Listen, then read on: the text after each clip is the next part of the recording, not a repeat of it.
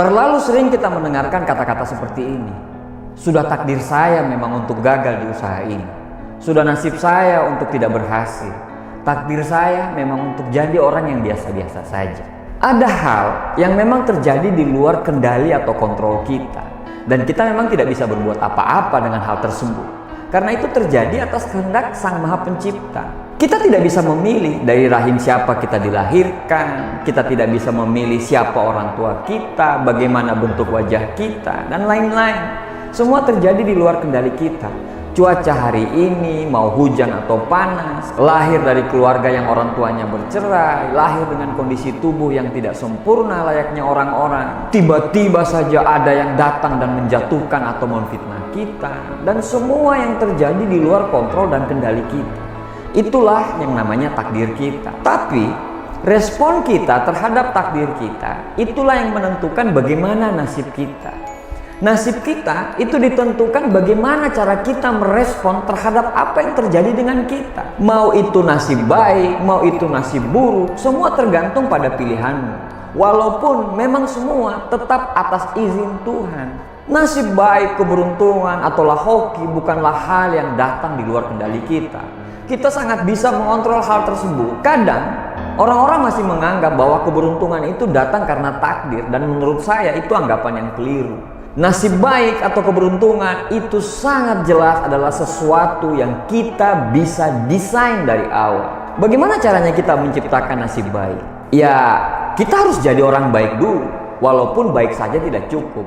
Tapi tidak ada orang dengan sifat buruk itu bisa punya nasib yang baik. Untuk membentuk kita menjadi orang yang baik dengan nasib yang baik, semua tergantung dari mindset kita.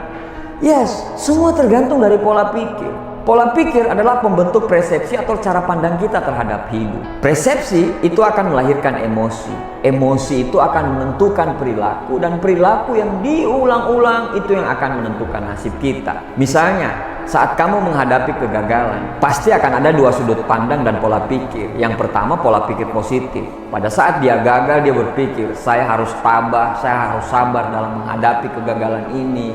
Saya harus belajar dan makin semangat untuk berusaha terus. Karena pola pikirnya sudah terbentuk seperti itu, akhirnya persepsi kita pun akan menjadi positif. Kita akan terus berbenah, kita akan mencari tahu yang salahnya di mana. Kita akan mencari tahu kenapa kita gagal. Akhirnya persepsi yang positif itu akan melahirkan emosi yang positif pula. Kita tidak gampang baper atau marah terhadap orang lain karena kita sibuk berbenah dan sibuk mengevaluasi kenapa kita harus gagal. Karena emosi kita udah positif, perilaku kita pun menjadi positif. Karena kita sudah tahu kita gagal, akhirnya kita lebih hati-hati, lebih rajin dari sebelumnya. Kita sibuk memperbaiki diri, kita sibuk belajar, dan kita begitu semangat dan antusias walaupun kita pernah gagal. Begitu terus, diulang-ulang terus, hari demi hari, sampai akhirnya nasib baik pun akan datang menghampiri. Berbeda dengan orang yang punya pola pikir negatif. Pada saat dia menghadapi kegagalan, dia mengatakan, sudah nasib saya untuk gagal. Keberuntungan tidak berpihak kepada saya. Ya sudahlah, biarkanlah saja.